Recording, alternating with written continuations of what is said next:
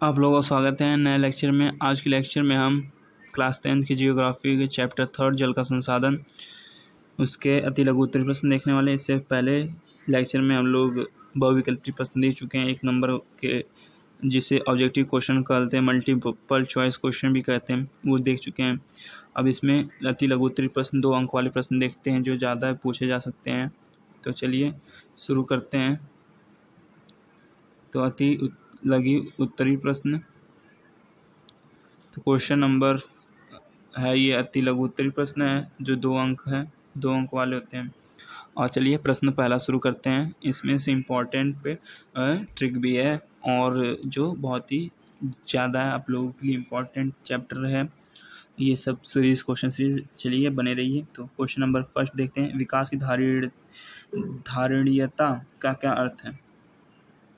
विकास एक ऐसी प्रक्रिया है जो पर्यावरण को बिना क्षति पहुंचाए विकास क्रम जारी रखता है तथा वह भविष्य की पीढ़ियों की आवश्यकताओं की अवहेलना नहीं करता है।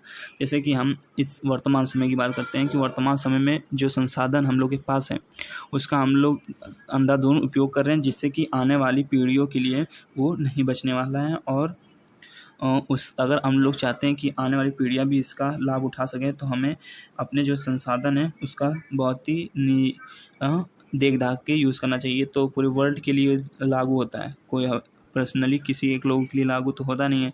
जब आप तो नहीं, कई लोग, आप जैसे कि मिडिल क्लास लोग बहुत कम यूज़ करते हैं, लेकिन जो हाई फाई लोग हैं उनका देखिए कितने संसाधन उपयोग करते हैं, जिससे कि अवहेलना होती है संसाधनों की। क्योंकि एक व्यक्ति सारे संसाधन प्राप्त कर ले तो सभी लोगों को वो बराबर से बँट नहीं पाता, तो ये कि ऊंच नीच में बट जाता है। तो क्वेश्चन नंबर सेकंड, जैसे कि इसमें जल है, अगर जल आप अंधाधुंध उपयोग करेंगे तो आने वाले समय में ना आपके लिए बच सकता है ना आपके परिवार के लिए बच सकता है। कहीं कहीं जहाँ राजस्थान है और दुबई, सऊदी है, ये सब चीज़ें आप लोग एग्जांपल ले सकते हैं कि वहाँ पानी नहीं है, तो इसलिए पानी की क्या भूमिका है, क्या महत्व है, ये सब चीज़ें आप उन लोगों से पूछ सकते हैं जो जिनको एक समय मिलता नहीं है, वो ख़रीदना पड़ता है। तो आइए ये चीज़ें आप लोग ध्यान में रख के सेव वाटर वाला चीज़ें आपको देखना चाहिए। Save water. Question number second, वर्षा जल संग्रहण की क्या आवश्यकता है? तो देखिए कई जगह वर्षा का भी जल का संग्रहण किया जाता है। तो उत्तर, शुष्क मौसम में जल की कमी को पूरा करने के लिए वर्षा जल संग्रहण की जाती है और करना भी आवश्यक होता है। तो कई जगहों पे जहाँ पे पानी नहीं ज़्यादा मिलते हैं, जहाँ पे पानी की जो है उसकी कमी है, वहाँ शुष्क मौसमों में जो होता है वर्षा जल संग्रहण किया जाता है। जैसे वर्षा को संग्रह कर लिया जाता है कि आने वाले समय में वो उसका उपयोग कर सकें, स्टोर करके रख लिया जाता है। जैसे कि क्वेश्चन नंबर थर्ड देखते हैं। भारत के उस क्षेत्र का नाम बताइए जो जल की कमी से पीड़ित रहता है। तो ये सबको पता है, उत्तर पश्चिमी राजस्थान क्षेत्र जो हमेशा ही पानी की कमी से पीड़ित रहता है। क्वेश्चन नंबर फोर्थ, भारत में सिंचाई के 3 प्रमुख साधन बताइए। दक्षिण राज्यों में कौन कौन से सिंचाई का साधन अधिक लोकप्रिय है? उत्तर, कुएं, नलकूप, नल्ले, नहरें व तालाब भारत में सिंचाई के 3 प्रमुख साधन हैं। भारत के दक्षिणी राज्यों में तालाब से सिंचाई अधिक लोकप्रिय है।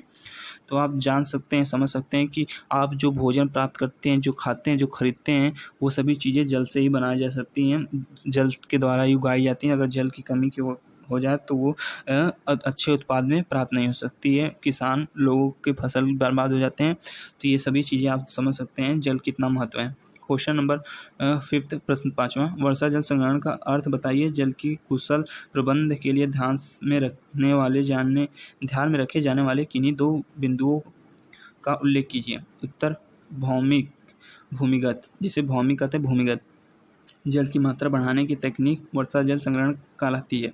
जल की कुशल प्रबंध को ध्यान में रखे जाने वाले 2 बिंदु इस प्रकार है। तो पहला, बगान, वाहन, दोहन आदि कार्यों में पीने योग्य पानी का उपयोग न करना।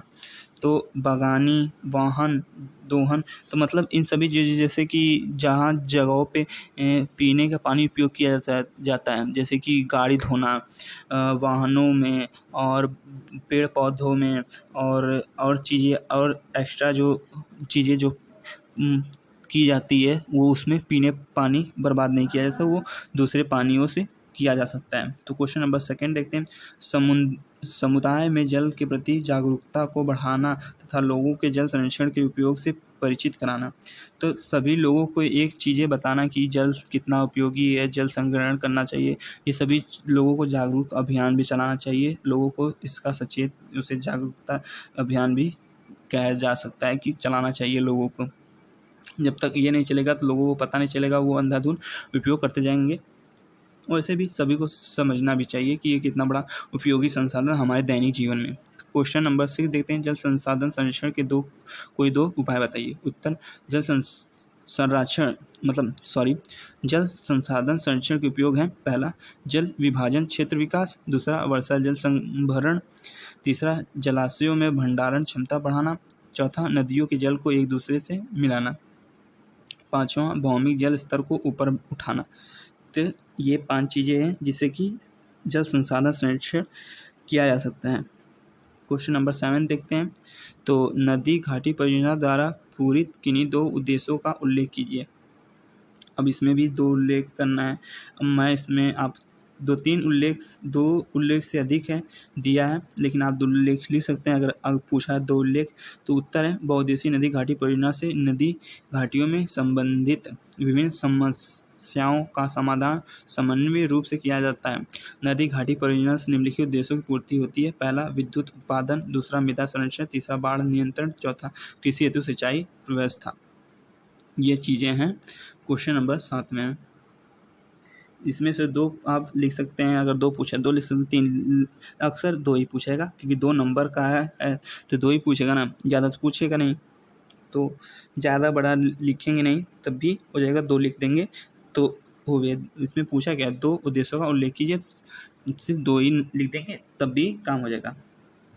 आइए 8वां देखते हैं, भारत में स्वतंत्रता प्राप्ति के बाद बहुउद्देशीय परियोजनाओं का आरंभ करने का मुख्य उद्देश्य क्या था। तो उत्तर है बाढ़ नियंत्रण करना और कृषि सिंचाई व्यवस्था का विस्तार करना। तो जो बहुउद्देशीय परियोजनाएं जो लागू हैं, जो बांध बनाए जाते हैं, तो वो क्यों जरूरी थी, तो उसका कृषि सिंचाई पे प्रभाव पड़े और व्यवस्था सही रहे, सुगम से चले, इसलिए बहुउद्देशीय परियोजना बनाई गई थी।